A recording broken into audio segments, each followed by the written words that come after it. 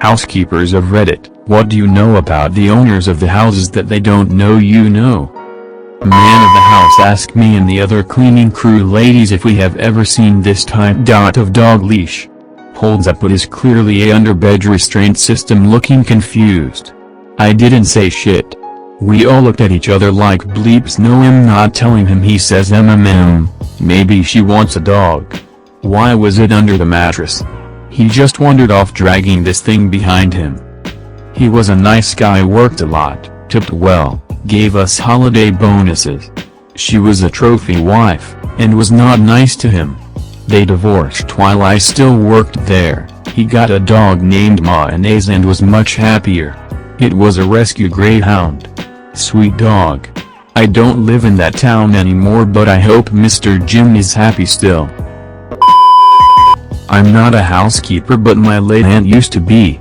One of her clients, who was fairly well-to-do, had a whole closet full of genital-themed toys. And when I say toys, I'm not using a euphemism for sex enhancement items or anything like that. Literal genital toys. Wind-up penises with googly eyes on them, Pez dispensers shaped like the most browsed pages of a skin mag.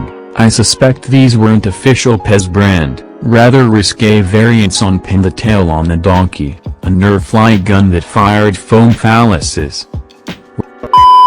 Where she keeps her dildos. It's not obvious. Where is this amazing hiding place? Don't leave us hanging.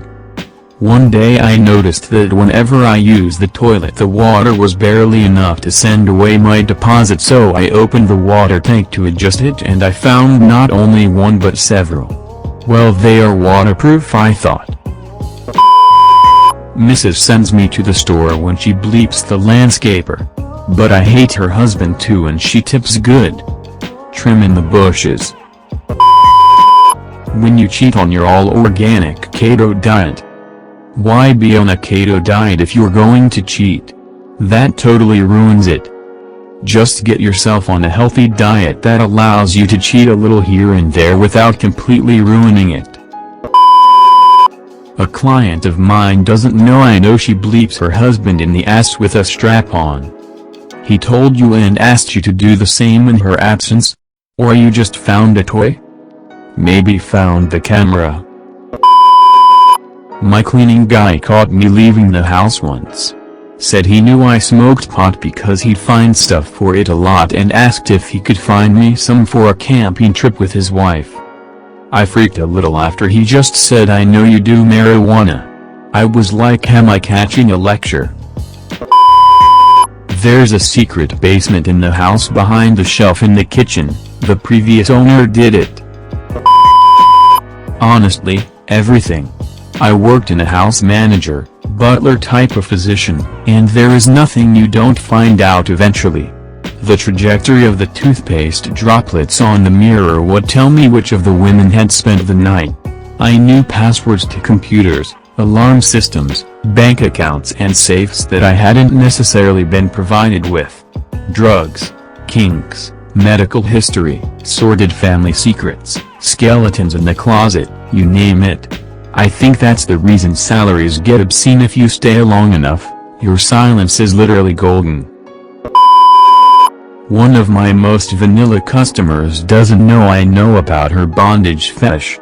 She seems like she would be a kindergarten teacher. It caught me off guard when I seen her ropes, cuffs. That they've been in the freezer for the last 3 years. Sorry, what? I apologize for bad formatting, I'm on mobile.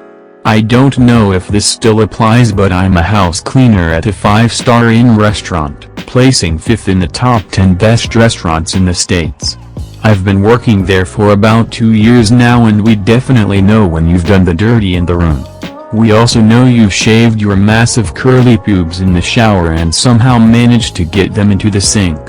We also know how much you pay for the room, and the way you treat the room reflects a lot on who you are as a person.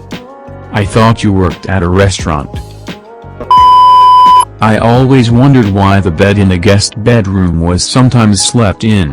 I thought maybe the dad slept there during arguments. As the toddler mentioned his daddy slept there sometimes. Then I found out that since the couple I housekeep for are Jewish, the dad sleeps in the guest room for 7 days while the mom is menstruating and another 7 days after for the woman to cleanse herself of impurity, so a total of 2 weeks. Their sex life must suck balls. I also think Jewish men can't masturbate, so poor dad. Maybe that's why he's kinda grouchy and doesn't speak or say good morning, bye to me when I leave or arrive.